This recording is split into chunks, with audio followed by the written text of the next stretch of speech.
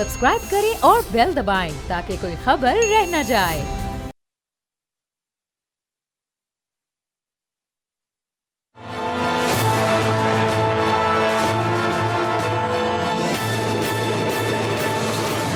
अस्सलाम वालेकुम, मैं हूं अरबाब जहांगीर। आप देख रहे हैं प्रोग्राम तज्जिया। और आज सदर मुमलिकत आसिफ अली जरदारी की जानिब से पार्लियामेंट के मुश्तरका इजलास से इस हुकूमत का पहला और मजमूई तौर पर उनकी जानिब से सदर की हैसियत से 7वां खिताब किया गया।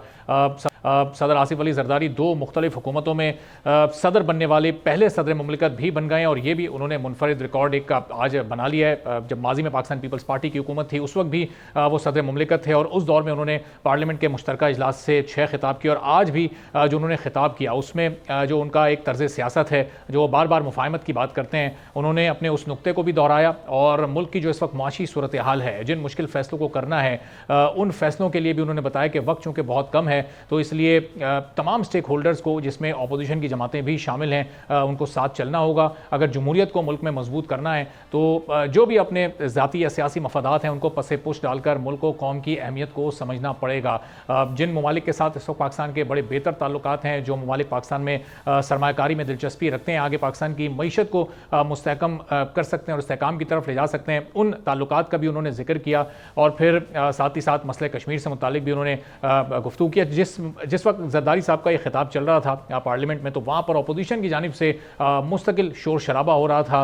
वहाँ पर बानी चेयरमैन की तस्वीर भी लेकर आई गई और उसको भी बिल्कुल खिताब के मौके पर डाइस के सामने लगाया गया। कुछ तलखी, कुछ कशीदगी भी वहाँ पर अपोजिशन और हुकूमती बेंचेस के दरमियान दिखाई दी। तो जरदारी साहब के इस खिताब को आने वाले दिनों में ये हुकूमत किस तरह से अमली जामा पहना सकेगी और हालात किस तरह बेहतरी की जानिब जा सकेंगे, इस पर हम गुफ्तगू करेंगे। मौला बख्श चांडियो साहब पार्टी के सीनियर रहनुमा हमारे साथ मौजूद हैं। चांडियो साहब, बहुत शुक्रिया प्रोग्राम के लिए, आपने वक्त निकाला। आज जो जरदारी साहब ने खिताब किया उसमें एक बार फिर उन्होंने ये कहा जा सकता है कि अपोजिशन को दावत ही दी है कि आएँ, मुफाहमत के साथ चलें, मुल्क की मफाद में मुश्किल फैसले करने। तो ये सियासी अदम इस्तेहकाम का तो इस वक्त मुल्क मुतामिल नहीं हो सकता।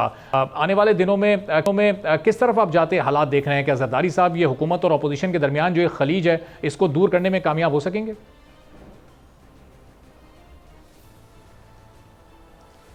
अब इसका तो ज़्यादा दारोमदार अपोजिशन पर भी है, लेकिन आसिफ साहब की सियासत शुरू से ये रही है।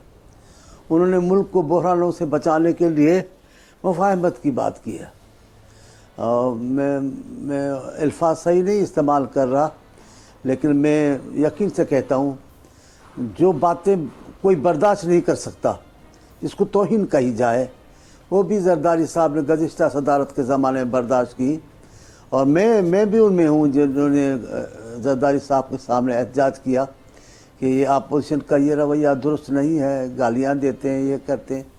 तो जरदारी साहब ने कहा नहीं, हाँ आपको सब्र करना चाहिए, आप हुकूमत में हैं, हुकूमत वालों को सब्र करना चाहिए, वक्त आएगा हम जवाब भी देंगे। वो दुरुस्त था। जहाँ हुकूमत तलखी करेगी वहाँ कौन ठीक करेगा? हुकूमत, मुल्कों में बहरान आते हैं तो हुकूमत की ज़िम्मेदारी होती है कि चीज़ों को ठीक करें। गुज़िश्ता हुकूमत ने ठीक नहीं किया, वो खुद बहरानों में शरीक हो गई, वो खुद इख्तिलाफात बढ़ाने में शरीक हो गई। तो आप देखें, हुकूमत भी चली गई और मुल्क भी एक बहुत बड़े बहरान का सामने में आ गया। जरदारी साहब की हमेशा सियासत रही कि तमाम लोगों को साथ लेके चलेंगे तो मसाइल हल होंगे।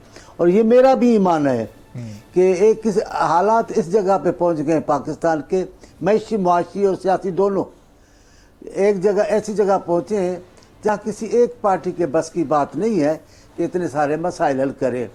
इदारे हमारे साथ हैं, तमाम इदारे, मैं अलग अलग करके नहीं करता, मैं उनमें से नहीं हूँ जो कहते हम और फौज एक पेज पर नहीं। फ़ौज हमारी है, हम फ़ौज के हैं, और फ़ौज पाकिस्तान की है, हम पाकिस्तान के हैं। हालात ठीक होंगे तो फिर फ़ौज को भला अलग करके क्यों बात करें? हम, मुझे नहीं समझ में आती है क्यों कहते हैं हम और फ़ौज, क्यों हम हैं, हम में फ़ौज भी आ जाती है। सही, हमारे मुल्क की फ़ौज है, हमारी फ़ौज है। और सिर्फ ये बात नहीं है कि हम कोई सियासी बात कर रहे हैं, लेकिन मुल्क जब बहरानों में आता है, कुदरती आफात में आता है, ज़िलज़लों में, आप देख लें, सैलाबों में, अमन अमान के मसले में फ़ौज ने हमारी मदद की है और वो उनकी आईनी जिम्मेदारी है। ये कोई बड़ी बात नहीं है, ये उनकी आईनी जिम्मेदारी है। लेकिन हमारी भी तो जिम्मेदारी है उनकी तरफ कि हम भी उनके एहतराम की बात करें, हम उनके वक़ार के मुताबिक फ़ैसले करें। तो मैं ये कह रहा था कि जरदारी साहब ने हमेशा ऐसा रास्ता अख्तियार किया है जो बहरानों को कम करे, और बहरान कम होंगे, सियासी बहरान कम होगा इस खास तौर तो पे। चांडी साहब, ये सियासी बहरान कम कैसे होगा? ये इख्तलाफात, जरदारी साहब भी कह रहे हैं कि इख्तलाफात को साथ लेकर नहीं चला जा सकता है। किन इख्तलाफात की जानिब वो इशारा कर रहे हैं? जो हुकूमत की जमातों के दरमियान आपस में, यानी नून लीग और पीपल्स पार्टी के जो इख्तलाफात हैं वो उसकी बात कर रहे हैं, या फिर जो अपोजिशन और हुकूमत के दरमियान इख्तलाफात हैं उसको वो हाईलाइट कर रहे हैं इस वक्त? देखिए, जब आप बहुत सारी जमायतों पे मुश्तमिल हुकूमत बनाते हैं तो इख्तलाफात बहुत चीज़ों पे नज़र आता है, लेकिन वो इख्तलाफ इस शिद्दत के ना हो कि आप साथ नहीं चल सको। सिंध में हमारे साथ MQ में इख्तलाफ करती रही है, लेकिन हमेशा शरीक रही है। आखिरी दिनों तक जब उनको यकीन हो जाता है कि पाकिस्तान की हुकूमत तब्दील हो रही है तो वो अलग होते हैं, वरना हम कभी उनको अलग नहीं करते, ना सोचते हैं। हर मुमकिन कोशिश करते हैं उनको साथ ले चलें। इधर भी ऐसा ही है। अगर हम चाहते हैं कि हालात ठीक हो तो नून लीग की और पीपल्स पार्टी की इख्तलाफ हो नुक्ते निगाह पर, दुश्मनी नहीं है। लेकिन दूसरी पार्टियां पार्लियामेंट में जो मौजूद हैं, जो खान साहब के साथ हैं, वो दुश्मनी की हद तक चले गए हैं। वो जब खान साहब थे तो गालियां देते थे, किसी के बहू बेटे की इज्जत एहतराम लाजिम था वो नहीं करते थे। जिस अंदाज से मियाँ साहब की साहबजादी के लिए, जिस अंदाज से जरदारी साहब की बहन के साथ तौहीन आमेज रवैया था, रात की तारीख ही उनको लेकर जाकर जेल पहुंचा देना, ये जो रवैये थे उनके, ये दुरुस्त नहीं थे। इन्होंने तलखी बढ़ाई। हुकूमत की जिम्मेदारी है तलखियाँ ख़त्म करे। हमारी हुकूमत कर रही है। शहबाज शरीफ साहब भी नहायत शाइस्तगी के साथ चल रहे हैं, लेकिन जरदारी साहब तो बड़ी बुर्दबारी दिखाते हैं। इन जैसी बुर्दबारी तो पाकिस्तान में कोई भी सियासतदान नहीं दिखाता। अभी तो जाहिर है, चूंकि अभी तो सिर्फ 2-2.5 माह हुए हैं और ये अभी तक आप और पाकिस्तान मुस्लिम लीग नून बड़े बेहतर तरीके से चल भी रहे हैं। चेयरमैन इरसा वाला एक मामला हुआ, उस डिसीजन को आप लोगों ने रिवर्स करवा दिया। आगे अब अगर कोई निचकारी वगैरह का मामला आता है जो कि हुकूमत करने में इस वक्त संजीदा भी है, तो फिर ये इख्तलाफ शायद नून लीग और पीपल्स पार्टी के थोड़े से शदीद भी हो सकते हैं, चूँकि पीपल्स पार्टी का एक बड़ा अलहदा मौक़िफ़ है, बड़ा वाज़ेह और ठोस मौक़िफ़ है निचकारी के हवाले से, और नून लीग इस वक्त कुछ इदारों को हुकूमती ख़जाने पर बोझ समझती है तो वो निचकारी की तरफ जा रहे हैं। तो ये एक नुक्ता हो सकता है पीपल्स पार्टी और नून लीग के दरमियान इख्तलाफ का। अब कल क्या होगा मुझे इल्म नहीं इसका, मैं नजूमी भी नहीं हूँ, इतना माहिर भी नहीं हूँ सियासी हालात का, लेकिन बात आप दुरुस्त कर रहे हैं। बहुत सारे ऐसे इदारे हैं जो पाकिस्तान के कौमी वक़ार की अलामत हैं, जो पाकिस्तान की सालमियत की अलामत हैं। अब देखें, अब आजकल आप PIA के जहाज़ में बैठें तो एक आवाज़ गूंजती है कि हम आपको खुशामदीद कहते हैं। पाकिस्तान के सब्ज़ हिलाली परचम के अलमबरदार PIA को, वो सुना होगा आपने, कभी बैठे हैं अभी जल्दी में इन हालात में। अब पाकिस्तान के सब्ज़ परचम के अलमबरदार को तो बेचा नहीं जा सकता, वो तो हमारी कौमी निशानी बन गई है। अब उस पर कोई करेगा तो जाहिर है हमारे मंशूर की बात है। अगर मंशूर के ख़िलाफ़ जाएंगे तो हम एहतजाज करेंगे, इख्तलाफ भी करेंगे, हम फिर भी कोशिश करेंगे निज़ाम को ख़तरा न हो, हम फिर भी कोशिश करेंगे दुश्मनी में न जाएं। लेकिन जहाँ तक हमारे मंशूर की बात है, जहाँ तक हमारी पॉलिसी का सवाल है, जहाँ हमारे कुछ फैसलों का है, हम PIA की निजकारी के ख़िलाफ़ हैं किसी किस्म की भी। लेकिन कौमी सलामती के इदारे को आप कैसे बेच सकते हैं? ये दूसरे जो मैं मजाकन भी कहता हूँ, इदारे बेच बेच के कब तक चला? हमें फैसले पड़ेंगे, बहुत सारे तेज फैसले करनेंगे, बोझ उठाना पड़ेगा, लेकिन इदारे बेच बेच कर तो मुल्क नहीं चलाया जा सकता। आप घर चला रहे हैं, घर की चीज़ें बेच रहे हैं, तो घर कैसे चलेगा? एक दिन घर खाली हो जाएगा, फिर घर की तो मानी नहीं रहेगी।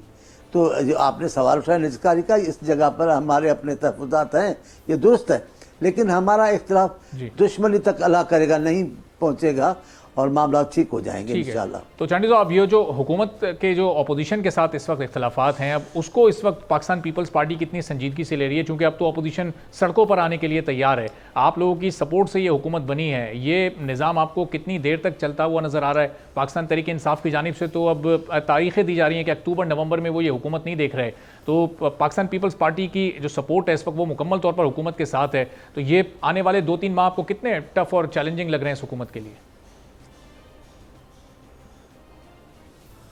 हाँ, ये दुरुस्त है आपकी बात। जहाँ तक तारीख देने की बात है, आपको याद है पीपल्स पार्टी के ज़माने में नून लीग के सपोर्ट से अखबारात में दिन आते थे, बाकी इतने दिन रह गए हुकूमत में, बाकी इतने दिन रह गए, वो नहीं हुआ। आखिर हम इलेक्शन तक चले गए।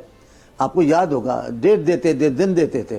फिर आपको शेख रशीद साहब याद होंगे, इतने दिन बच गए, इतने दिन बच गए, तो वो जी वो आ रहे हैं जी, वो जो आ रहे हैं उनको जो सलूट करेंगे तो पता चल जाएगा जी। अब वो खुद ही नहीं है मैदान में। तो हम इनसे घबराते नहीं हैं। जो जितने चाहें दिन दे दें, जितने चाहें वक्त दे दें, अल्लाह हमारे वक्त को आगे चलाए, वो इस मामले को पूरा अलग ना हो जाए। बाकी ये सियासत में, सियासत है ही पाकिस्तान की, इस पर उसूलों की सियासत बहुत कम, झूठी पेशन गोइयों की सियासत है, साजिश की सियासत है। उसको कभी हम मुंह देते हैं, कभी नहीं भी देते। हम कोशिश तो करेंगे कि हम चलें, साथ भी चलें, इख्तिलाफात न पड़े।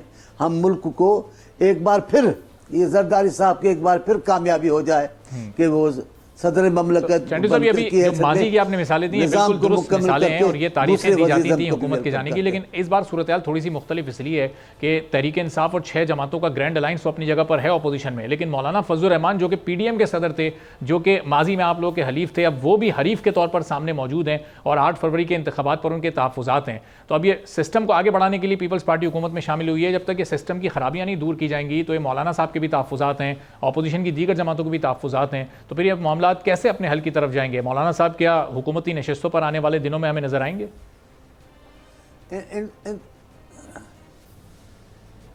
अब ये मौलाना साहब बहुत बड़ी शख्सियत है, हम उनका सब एहतराम करते हैं। ज़ाती तौर पर जरदारी साहब उनका बहुत एहतराम करते हैं और हज़रत मौलाना भी उनके लिए बहुत प्यार के जज्बात रखते हैं।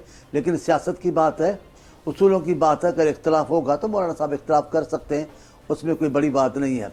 और हम नहीं देखते कि अब ये रस्तों पे आएंगे और ये मामला हो जाएंगे। मेरा तो ख्याल नहीं है कि इस किस्म का कोई फ़ैसला करेंगे जिससे जमहूरियत को ख़तरा हो। अगर जमहूरियत को ख़तरा होगा, जैसे अभी बहुत सारे बगलें बजा रहे हैं अपोजिशन के लीडर, ये निज़ाम पूरा हो जाएगा। जनाब, ये निज़ाम पूरा हो जाएगा तो आप भी पूरे हो जाएंगे, चलेंगे आप भी नहीं। सियासतदान हो, भले हुकूमत में हो या अपोजिशन में, सरगर्म अच्छा लगता है और अपोजिशन में आपका चलना मुमकिन नहीं है। आप हुकूमत नहीं चला सकते, अपोजिशन क्या चलाएंगे? पीपल्स पार्टी की हिम्मत है, अपोजिशन में भी रही है, बड़ी जुर्रत के साथ अपोजिशन ज़िया-उल-हक के ज़माने में रही है, नून लीग के ज़माने में हम अपोजिशन में रहे, और जिस किस्म के हमें हालात है, आप क्या करोगे? PTI क्या करेगी? जुलूस कर निकाल सकती है, लोग हैं उसके साथ, भले आए, तोड़ फोड़ करें, तहस नहस करें चीज़ों को, ये नुकसान किसका होगा? चांडी साहब, जो उनके तहफ़्फ़ुज़ात हैं, क्या आपकी नज़र में वो तहफ़्फ़ुज़ात गलत हैं कि 8 फरवरी के जो इंतखाबात थे वो मुकम्मल तौर पर साफ शफाफ थे? पाकिस्तान पीपल्स पार्टी को तो खुद एतराज़ था 8 फरवरी के इंतखाबात पर। अब आप ज़ाहिर है चूँकि हुकूमत में शामिल हो गए तो उस पर थोड़ा सा कमेंट आप लोग कम करते हैं, लेकिन एतराज़ात तो आपके भी थे। नहीं, मैं ये नहीं कहता कि उन पर एतराज़ ना करें, कर सकते हैं, एतराज़ हैं। मैं आज अपनी इस उम्र में मुझे एक भी इंतखाब याद नहीं है। एक था यहया खान का, उस ज़माने में भी फिर निकल आए कि उन्होंने सिंध में 3-4 वडेरों की हिमायत की थी और उनको जितवाने की कोशिश की थी। तो ऐसा एक भी इंतखाब मुझे याद नहीं है जिसमें अपोजिशन के तहफ़्फ़ुज़ात ना हो और हकीकी तौर पे भी गलतियां नहीं हो और धांधलियां नहीं हुई हो। होता है, लेकिन मसला है कि आपका मफाद कायम है, आपका मफाद इसमें कि निज़ाम चले। मैं जरदारी साहब को सलाम पेश करता हूँ, क्योंकि मैं कहता था, मैं एक पढ़ा लिखा कारकुन हूँ सियासी, मैं कहता था कि 2 इलेक्शन हमारी आए साथ चलें तो हमारी बुराइयाँ ख़त्म होगी। जरदारी साहब को मैं सलाम पेश करता हूँ, जरदारी साहब ने वो किया। लेकिन बदकिस्मती है, यहाँ उन लोगों की कमी नहीं जो तमाम नेकियों के बावजूद हर नेकी को तहस नहस करके बर्बादी की तरफ ले जाना चाहते हैं मुल्क को। वो सरगर्म है, अभी भी है, आज भी हैं, कल भी थे। अब कामयाबी कब होती है उनको, मेरा अपना ख्याल है वो जहाँ से कामयाबी हासिल करते थे, फ़िलहाल तो वहाँ उनके लिए कामयाबी और कामरानी के दरवाजे बंद हैं। वो उस इमदाद के सिवा कभी कामयाब नहीं हुए, जब भी कामयाब हुए उस इमदाद के साथ हुए। बड़ा तुरम खान कहलाते हैं वो PNA वाले खुद की ताकत पे तो नहीं थे, वो तो ज़ियाउल हक था जिसने PNA को कामयाब किया, वो तो ज़ियाउल हक था जिसने भुट्टो को कत्ल किया। अब ये भी बड़े तोरम खान बनते हैं, लेकिन इनकी नज़रें कहाँ हैं? ये किसको बोलते रहते हैं? इमरान खान किस उंगली की बात कर रहे थे, अभी किसकी बात करते हैं? अभी इनके साथ थोड़ी ठंडी और सुलह की सूरत हाल निकलती है, बगले बजाने लगते हैं। लेकिन ये बगले बजाना इनके मफाद में नहीं है।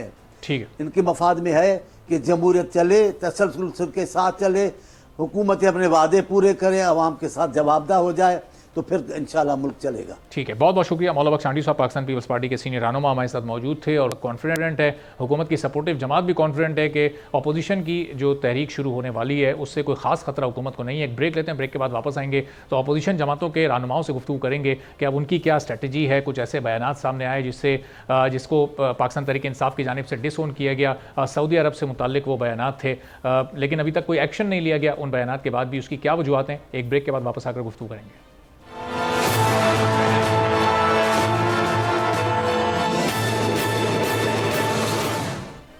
एक बार फिर प्रोग्राम में आपको खुशामदीद कहेंगे। सदर मुमलिकत ने आज जब खिताब किया तो उन्होंने कहा कि इख्तलाफात को लेकर आगे नहीं चला जा सकता और अपोजिशन जमातों से भी उन्होंने इनडायरेक्टली अपील की कि मुल्क के वसी तर मफाद में मुफाहमत के साथ आपको आगे बढ़ना पड़ेगा, चूँकि मुल्क इस वक्त जो जिस मुआशी बहरान का शिकार था आहिस्ता आहिस्ता उससे निकलता जा रहा है। तो अब एक तरफ मुआशी इस्तेहकाम मुल्क के लिए बड़ा अहम है, लेकिन जो अपोजिशन जमातें हैं वो पूरी तैयारी कर चुकी हैं कि वो सड़कों पर आने के लिए पूरी तरह से तैयार हैं। लेकिन जो सबसे बड़ी अपोजिशन की जमातें यानी पाकिस्तान तहरीक इंसाफ खुद, उसके अंदर जो धड़ेबंदी शुरू हुई है और एक ऐसे मौके पर एक मुतनाज़ बयान भी सऊदी अरब से मुतालिक सामने आया जब सऊदी वफ्द पाकिस्तान के दौरे पर था। फिर बाद में शेर अफजल मरवत साहब ने उस बयान को ज़ाती बयान करार दिया और उस बयान से इज़हार लाताल्लुकी भी पाकिस्तान तहरीक इंसाफ की जानिब से किया गया। लेकिन अभी तक अगर वो एक ज़ाती बयान था भी, लेकिन जिस नौयत का और जिस संजीदा इल्ज़ाम से भरपूर वो बयान था उस पर अभी तक कोई कार्रवाई अमल में नहीं लाई गई और उससे ज़ाहिर है कि दोनों ममालिक के ताल्लुकात भी ख़राबी की तरफ जा सकते थे। लेकिन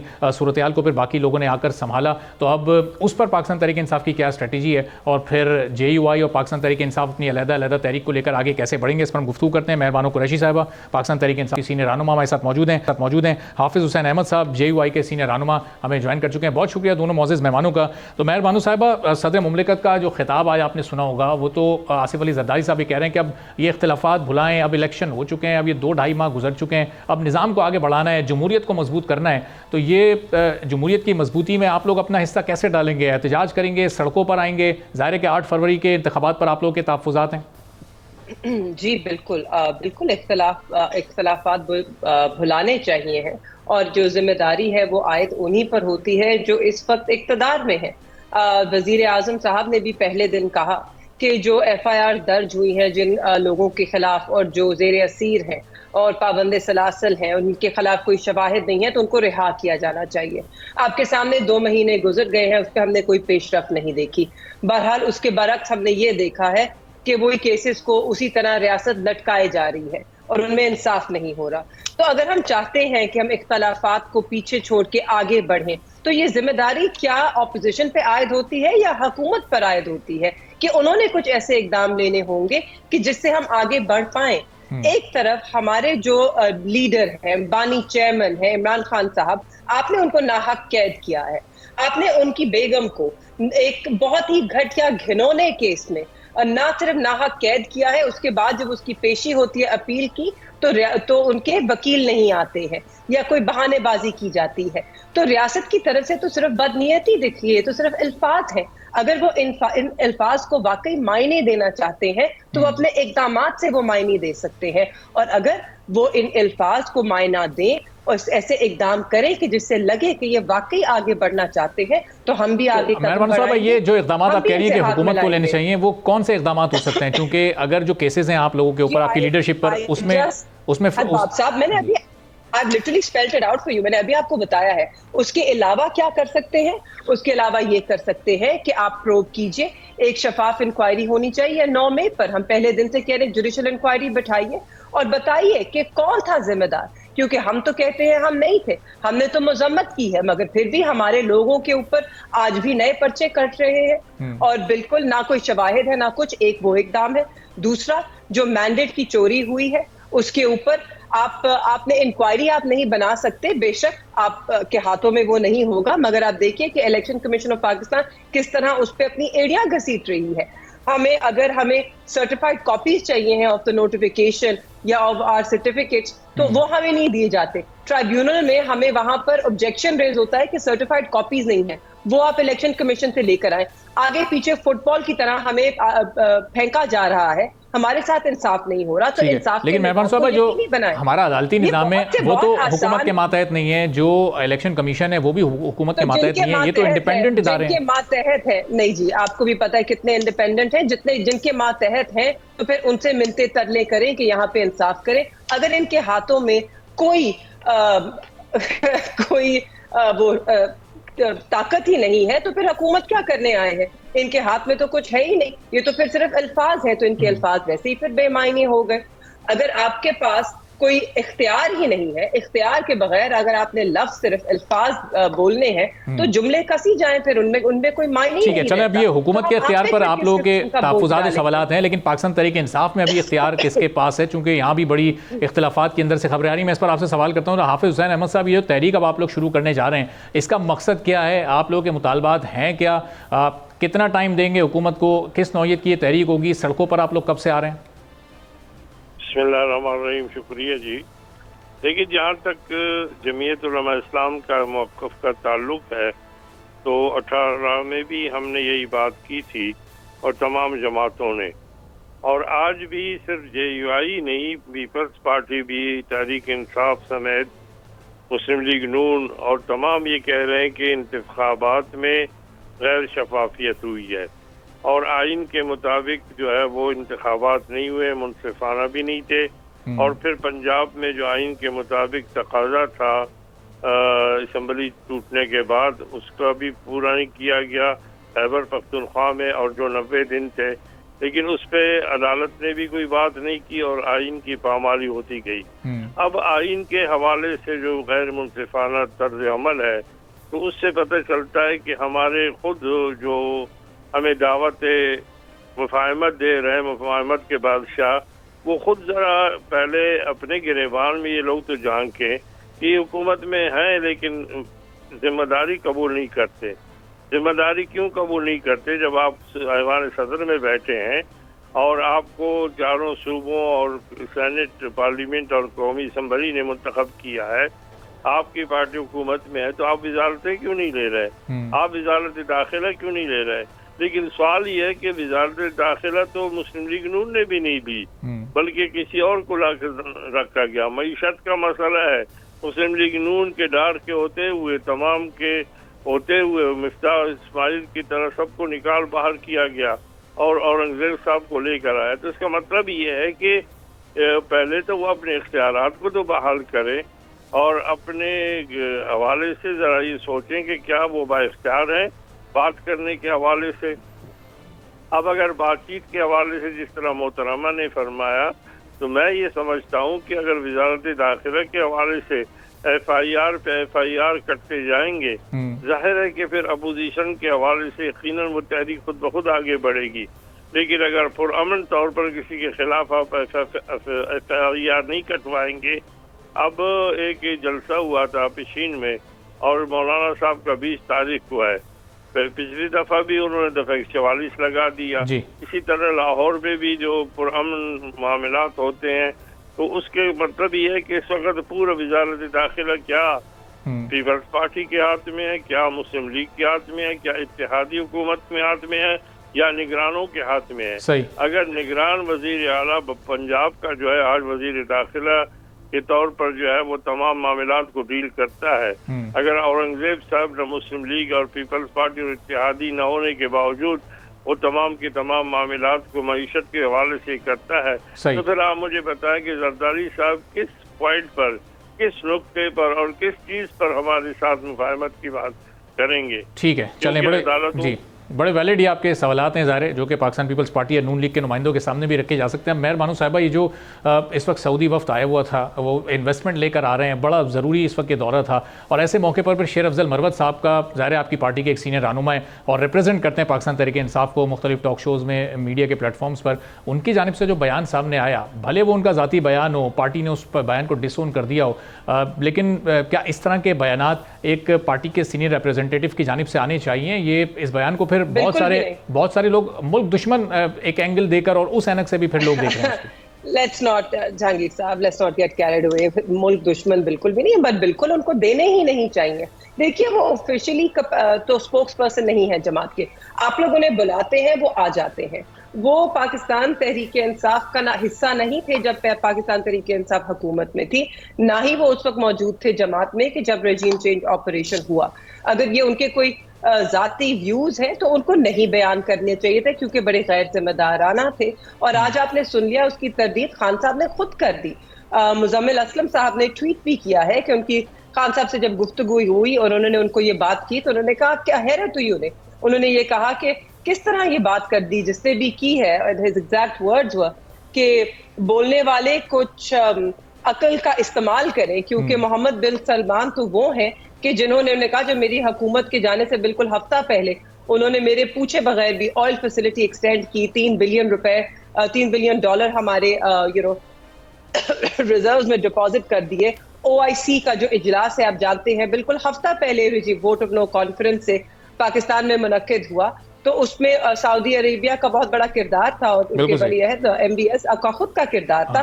और खान साहब ने ना सिर्फ तस्लीम किया, उसको सराहा भी। ठीक है, तो अब मेहरबान साहब, जिस तरह शेर अफजल मरवत साहब को हम बुलाते हैं, वो पार्टी के स्पोक्स पर्सन नहीं है आपको, और दीगर जो रहनुमा है उनको भी हम बुलाते हैं और सब आकर अपनी अपनी राय का इजहार करते हैं, लेकिन अगर कोई पार्टी पॉलिसी को क्रॉस करता है तो पार्टी का भी फिर कोई राइट बनता है उसके खिलाफ कोई कार्रवाई करना? कोई पार्टी पॉलिसी मौजूद है या कोई इख्तलाफात हैं, धड़ेबंदी का इस वक्त शिकार है पार्टी? नहीं जी, धड़ेबंदी का कोई शिकार नहीं है ना। आपने देखा है पूरी जमात एक तरफ खड़ी है और सबने एक ही बात की है, चाहे वो KP के मेंबरान हो, चाहे वो पंजाब से हो, चाहे वो सीनियर लीडरशिप हो, चाहे वो नौजवान क़यादत हो, हम सब ने यकजा एक ही बात की है इस मौजू के ऊपर। तो अगर धड़ेबंदी होती तो आप देखते कि बहुत से लोग उस तरफ होते और बहुत से लोग इस तरफ होते। शेर अफजल मरवत साहब ने अपनी जाती राय का इजहार किया है और उस राय से कोई भी मुत्तफिक नहीं है जमात में, तो धड़ेबंदी का तो सवाल उठता ही नहीं है।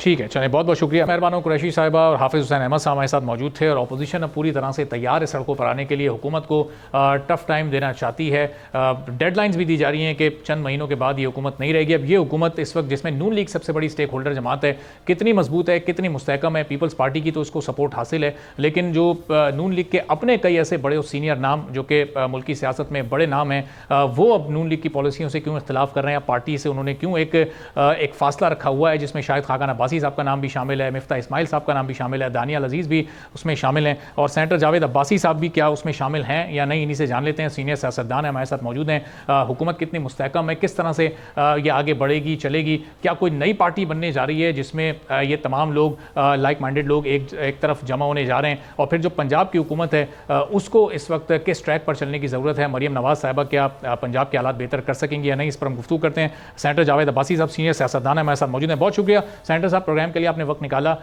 सबसे पहले तो ये बताइएगा कि जो नून लीग के सीनियर तरीन नाम शाहिद खाकान अब्बासी साबिक वज़ीर आज़म हैं, आप सेनेटर हैं, मिफ्ता इस्माइल साहब साबिक वज़ीर ख़ज़ाना हैं, ये एक एक करके पार्टी से ये फासला क्यों इख्तियार कर रहे हैं? क्या वजूहात हैं?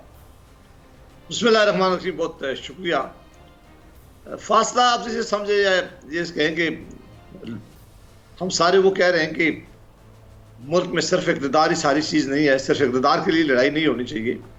जो बातें हमने माजी में कही हैं, हम उनके साथ खड़ा होना चाहिए, और उससे भी बढ़कर के इस वक्त मुल्क के जो मौजूदा हालात हैं, क्या इन हालातों से हम मुल्क को निकालने की सलाहियत रखते हैं, या सिर्फ हमारे दरमियान यही होना चाहिए कि हम सारी जमातें मिलकर इक़्तिदार हासिल कर रहे हैं? और ये इक़्तिदार तो फिर 16 महीने हमने पहले भी हासिल किया था, जिसकी वजह से हमारा ख्याल है कि बहुत बड़ा नुकसान हुआ है जमात को भी, मुल्क को भी, और हमने जिस जमात को गिराने के लिए बंदोबस्त किया था उनके लिए अल्लाह ने फिर रास्ता निकाल दिया, शायद हमारी इस गलत प्लानिंग की वजह से।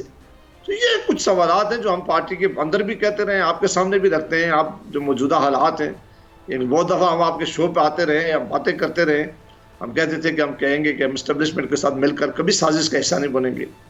हम वोटर को और वोट को इज्जत देने की बात करते थे, हम सिविल सुपरमेसी की बात करते थे, हम आइन की बालादस्ती की बात करते थे, हम जमहूरी इदारों के इस्तेकाम की बात करते थे, तो वो कहते थे कि ये जो हमारे नरे थे, जो हमारी बात थी, इस पर हमें खड़ा रहना चाहिए, यही हाल है इस पाकिस्तान को आगे लेके जाने का। और अगर आप बंदर बांट करके इक़्तिदार ही हासिल करना है और इक़्तिदार ही सब कुछ है, तो फिर तो इस मुल्क में कुछ बदलने वाला नहीं है। न पहले हालात बदले, न आज बदलाव बदलेंगे, इसी तरह गुर्बत बढ़ती रहेगी, इसी तरह बेरोजगारी रहेगी, इसी तरह अदारों में, आज जिस तरह अदारों में बुरी हालत है, इससे भी बड़े बुरे हालात होंगे अदारों की। तो मुल्क को अगर आगे लेके जाना है तो उसके लिए जो तरीकाकार अख्तियार किया जा रहा है, उस तरीकाकार से हमें इख्तलाफ है, बाकी और किसी जाती कोई लड़ाई नहीं है। सही। तो जावेद साहब, ये जाहिर है कि ये वो तमाम पॉइंट्स हैं जो भी आपने वजाहत से बयान किए, जिन पर शायद आप लोगों की नज़र में कॉम्प्रोमाइज़ करके फिर ये हुकूमत वजूद में आई है।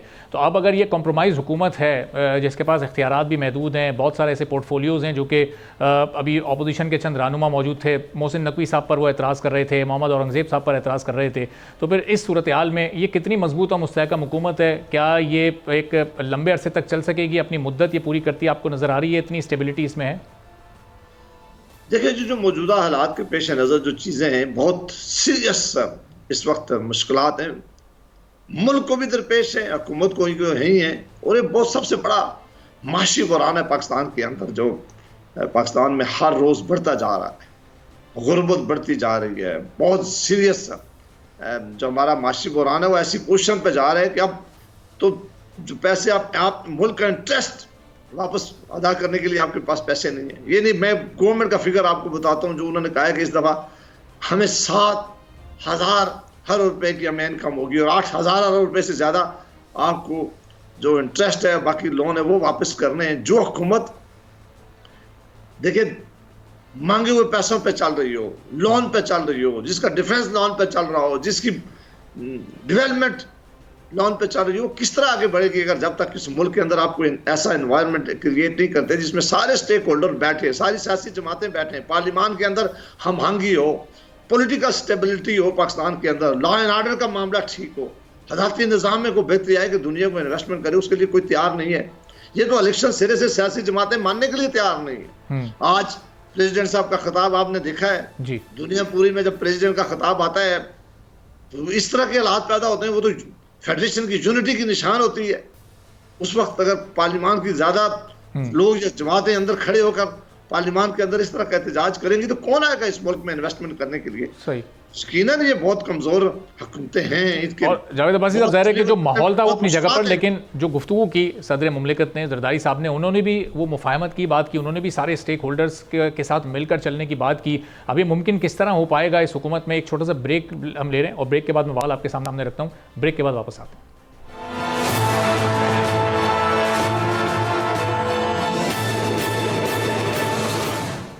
एक बार फिर प्रोग्राम में आपको खुशामदीद कहेंगे। सेनेटर जावेद अब्बासी साहब सीनियर सियासतदान हमारे साथ मौजूद हैं। तो सेनेटर साहब, जरदारी साहब ने जो आज गुफ्तगू की उन्होंने भी ये कहा कि आप इख्तिलाफात को बालाए ताक रख दें, आप मुल्क व कौम को तरजीहात में अपनी शामिल करें। तो अब अगर ये तर्ज अमल हम अपोजिशन से एक्सपेक्ट करेंगे तो पहले तो उनके तहफ़्फ़ुज़ात को हमें दूर करना होगा। पहले तो वो जो 8 फरवरी वाले उनके तहफ़्फ़ुज़ात हैं उसको लेकर वो इस वक्त सड़कों पर निकल रहे हैं। तो ये मुफाहमत की फ़िज़ा फिर कैसे कायम हो सकेगी जब तक ये सिस्टम की खराबियाँ दूर नहीं की जाएंगी? देखिए, बिल्कुल आपने ठीक निशानदेही की है कि ये वो वाहिद इलेक्शन है जिसके ऊपर तमाम सियासी जमातें जो अभी इक़्तिदार में बैठी हुई हैं वो भी और जो अपोजिशन बैठी है सब कह रही हैं कि ये मैंडेट ठीक नहीं है, इस इलेक्शन में बहुत ज़्यादा धांधली ज़्यादा इलेक्शन है। कुछ लोग कहते हैं कि हमारा मैंडेट चुराया गया है और कोई एक सियासी जमात भी नहीं है जो इस इलेक्शन को मानने के लिए तैयार है। अब होना ये चाहिए था कि इलेक्शन के फ़ौरन बाद इक़्तिदार की बंदर बांट से पहले पाकिस्तान पीपल्स पार्टी और मुस्लिम लीग को बैठकर कहना चाहिए था कि अगर ये इलेक्शन वाकई इस तरह मैंडेट चुराया गया है, इस तरह इनके रिजल्ट चेंज किए गए हैं, जिस तरह क्लेम किया जा रहा है, वाकई अगर ये इलेक्शन इतने ज़्यादा धांधली ज़्यादा हैं तो फिर हम पहले चाहेंगे कि पहले कोई कमीशन बने सुप्रीम कोर्ट के जजेस साहिबान का और इसके 1 हफ्ते के अंदर वो इंक्वायरी दे और सारी जमातें उनके लीडर पेश हों और बताएं, और उसके बाद जब सबका एतमाद हो जाए तो हम हुकूमत बनाने के लिए आगे बढ़ें। लेकिन यहाँ जिसको फ़ायदा हुआ है उन्होंने कहा है कि हम हुकूमत ले लेंगे, हम आगे चल पड़ेंगे, हम किसी तरह कोई सदर पाकिस्तान बन जाएगा, किसी को गवर्नर बन जाएगा, कोई प्राइम मिनिस्टर बन जाएगा, कोई वज़ीर आला बन जाएगा, कुछ बाकी वजारतें ले लेगा। अगर आपने ये बंदर बांट करके अब अपोजिशन को कहते हैं कि हम चाहते हैं मफाहमत के लिए आप रास्ता बनाएं, आप रास्ता अख्तियार करें। अगर आपने कोई ऐसा रास्ता होना चाहिए था और होना चाहिए अब भी कि अगर आपने इस मुल्क को जावेद अब्बासी, अब ये मौका इस वक्त जो अपोजिशन में उनके पास भी तो ये था, जब पीपल्स पार्टी ने उनको ऑफर की पीटीआई के आज़ाद उम्मीदवारों को कि आप आए मिलकर हमारे साथ हुकूमत बनाएं, वो पीपल्स पार्टी के साथ मिलकर हुकूमत बनाकर इस तरह का कोई इंक्वायरी कमीशन बना सकते थे, तो ये दूध का दूध पानी का पानी उस वक्त भी हो सकता है। वो उन्होंने सियासी गलती की, वो ऑफर को ठुकरा कर। ये मैं बिल्कुल ठीक कहता हूँ, उनको भी ये दानिशमंदी से फैसले करने चाहिए, उनको भी सोचना चाहिए, उनका भी ये मुल्क है, वो भी देखेंगे क्या हमारे जो बातें हम कर रहे हैं जमहूरी अमल का नतीजे में यही हमें बातें करनी चाहिए, यही तरीका अख्तियार करना चाहिए, या कोई जिद से ही हम आगे बढ़ सकते हैं। तो बिल्कुल आपने ठीक निशानदेही की है कि अगर उन्हें पाकिस्तान पीपल्स पार्टी ने ऑफर की थी, अगर वाकई ऑफर हुई है, तो ये सोचना चाहिए था कि ठीक है हम पार्लिमान में आ गए हैं, हम पार्लिमान का हिस्सा हैं, हम आपके साथ चलने के लिए तैयार हैं, ये हमारे खदशात हैं, मेहरबानी करके इन खदशात के ऊपर आए हमारा साथ दें ताकि हम पहले बैठ हल कर लें।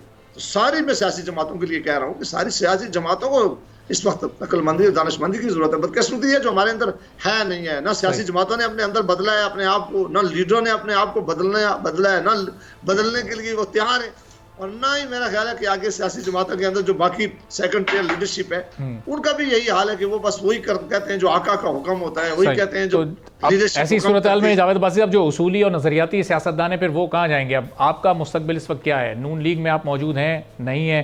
शायद खाकान अब्बासी साहब एक पार्टी का ऐलान करने वाले थे, कुछ पाइपलाइन में चीज़ें चल रही थी, क्या वो पार्टी बनने जा रही है? उस तरफ आप लोगों का झुकाव या रुझान होगा? देखिए मुस्तकबिल में क्या होना है तो मेरा अल्लाह ही जानता है।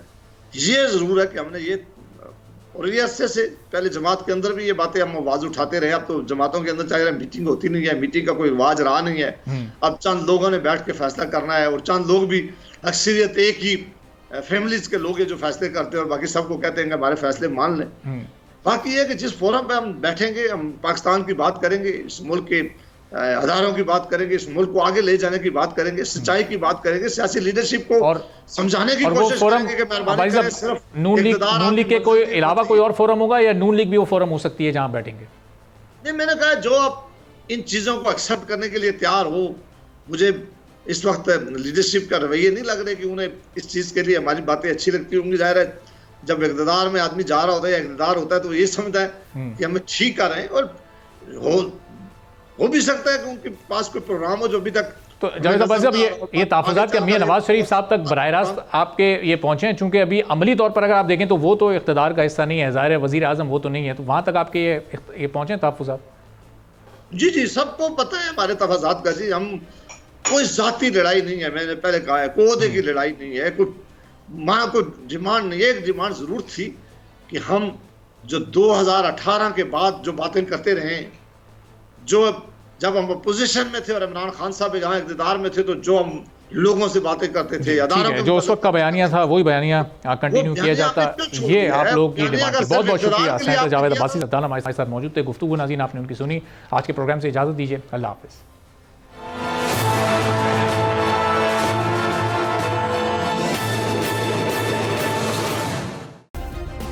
सब्सक्राइब करें और बेल दबाएं ताकि कोई खबर रह न जाए।